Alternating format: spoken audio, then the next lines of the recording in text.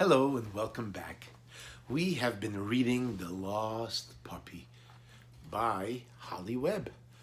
It's a great little story about a little puppy. And when we last finished, little Anna, Christy's sister, had tripped and hurt herself. Christy was trying to help her little sister, and while she was doing that, Lucky slipped away. And when Christy turned around, he was gone. Nobody knows where he went. I'm just dying to find out what happened, aren't you? Here we go. Chapter 4. The woods were full of birds calling and squirrels racing up and down the branches. Lucky was so little and so light-footed that on his own, without Mom and the girls, he hardly made any noise at all. Only the quiet shushing of his leash trailing behind him through the leaves. A leash shushes? I never knew that. I'll have to pay attention to that the next time I walk my dog. Anyway, back to the story. So he saw more of the wildlife than he had before. A robin fluttered from tree to tree, almost as if it were leading him down the path, and Lucky followed, fascinated. The woods were old, and some of the trees were large, with odd, twisted roots all along the path, and they made little bridges and holes. It was natural for such a small dog to try and wriggle through them rather than go around them, but unfortunately, Lucky forgot about his leash. He was hurrying after the robin when he was pulled back with a sudden horrible jolt. He yelped and turned around thinking that Christy had caught up with him and grabbed the end of his leash. He looked up angrily.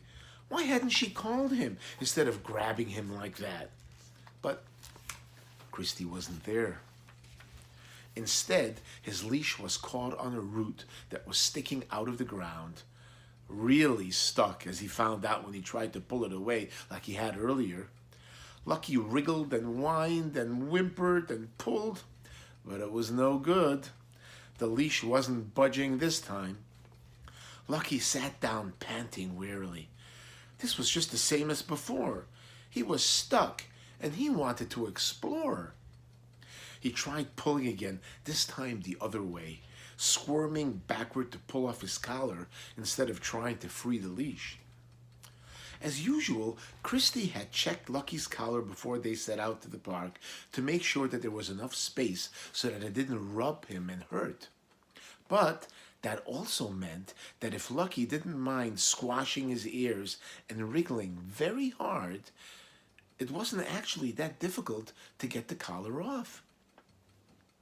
He burst out of it like a cork out of a bottle, rolling over backward and landing in a pile of leaves. He picked himself up and sniffed curiously at his collar and leash. He didn't want to leave them, but he was sure Christy would come along soon and she could unhook the silly leash for him. He'd let her put it back on him if she'd come and run with him instead of standing around and spoiling a good walk. He trotted off through the undergrowth. He'd lost sight of the robin, but now there was an interesting, furry, gray creature that was scampering through the branches above him. He wasn't sure what it was, but it bounced and sprang very temptingly, and he was hoping it might come a little lower. He barked at it, but that only made it go faster and climb higher, and he had to run to keep up. "Lucky! Lucky!" came a far-off cry. That was Christy calling him. He stopped for a second, but the squirrel stopped too, looking down at him so teasingly that he couldn't bear to let it go. He'd try to find Christy in a minute, once he'd caught the squirrel. He sat off on a gallop again, and the squirrel leapt through the trees ahead of him. He was chasing it so desperately that he almost ran into a lady standing in the middle of a clump of bushes holding a pair of binoculars. "Shh!" the lady whispered angrily. Lucky stopped short, staring at her in surprise. She'd been so quiet that he simply hadn't noticed that she was there. There was a beating of wings, and a pair of birds fluttered away, squawking in fright. Lucky watched them go and barked again excitedly. The lady sighed. "You've scared them away, you silly dog." Then she seemed to realize for the first time that he was alone. "Where's your owner, She looked around expecting someone to come chasing after him, but the woods were silent. "You don't have a collar. Who do you belong to?" "They shouldn't be letting you race around here on your own. There's a road close by. Come here. Here, dog." She stretched out a hand to him, but Lucky had heard the irritated tone in her voice, and he was scared that after he scared the birds, and now he didn't trust her.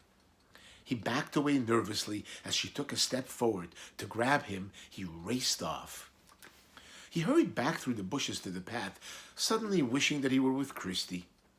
He'd find her, and then maybe they'd be able to watch the strange furry gray animal in the trees together. Lucky scurried down the path, expecting at any moment to come to the big trees where he'd lost his leash, and then a little further to find Mom and Anna, and most importantly, Christy.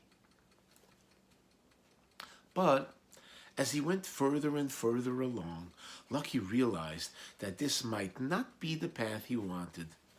He looked around, and suddenly the trees seemed so much larger and darker and different. He had no idea where he was or where Christy was. He was lost. "But we can't just leave him," Christy stared at her mom in horror. "Christy, we have to go. I'm sorry. We've been searching for a long time." Mom was holding Anna in her arms, who was crying miserably because the scrape on her face was still bleeding a little. "I need to get Anna home and clean her up and clean up her face. It's filthy, and it's been like this for almost an hour. If we go home now, we might never find Lucky. Just 5 more minutes. Please, Mom."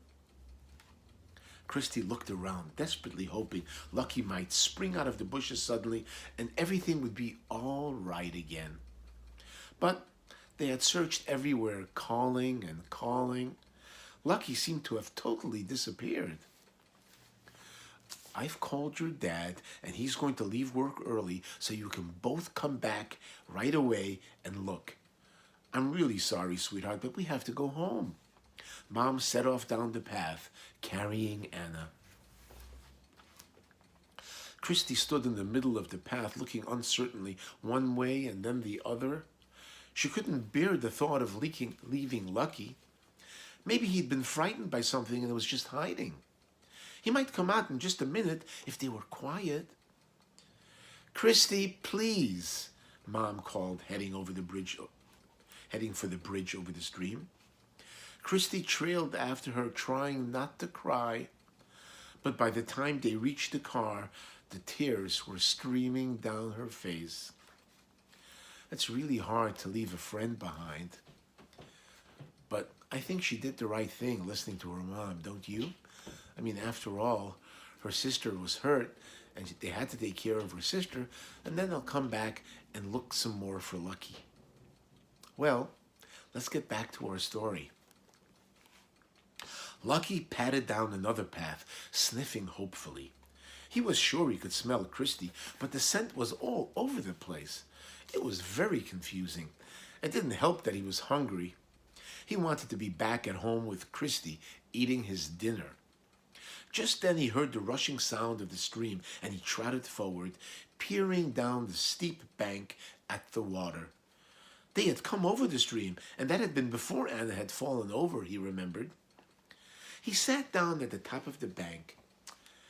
Should he cross over again or not? He whimpered miserably, wishing he had run back to Christy when she called him. No, he wouldn't cross over it again.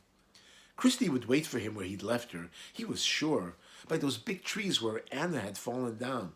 He only had to find them. He turned away from the stream and nosed along, trying to find the path. But so many dogs had walked through the woods that he was distracted and kept losing Christy's scent. It was starting to get dark, and the woods were gloomy and full of strange noises, rustlings, and odd bird calls. For the first time, Lucky began to wonder what else might be in the woods besides that gray creature he'd chased. He wondered if there was anything bigger. The late afternoon shadows meant that Lucky didn't even notice when he padded over the stream further along its course, where it had run under a fence in a huge metal pipe. Lucky was small enough not to pay attention to the fence. He simply went under it. And he didn't see the pipe buried in the bank, so he was surprised to find himself almost back at the road. He came around a corner of the path and pulled up quickly, staring at the wider road at the edge of the path that led into the woods. He knew this place. He was sure of it, even though he hadn't crossed the stream again. Why, this was just a little further from where they had left their car. But the space they had parked in was empty. They had left without him. Aw, poor Lucky. And that's the end of chapter 4. I sure hope Lucky's going to be okay in the woods by himself. Don't you? All right, we're going to stop for now. And next time we'll read chapter 5. In the meantime, if you haven't subscribed to the channel yet, don't forget to subscribe to our channel so you don't miss any more of this exciting story of the lost puppy. Okay now, see you next time.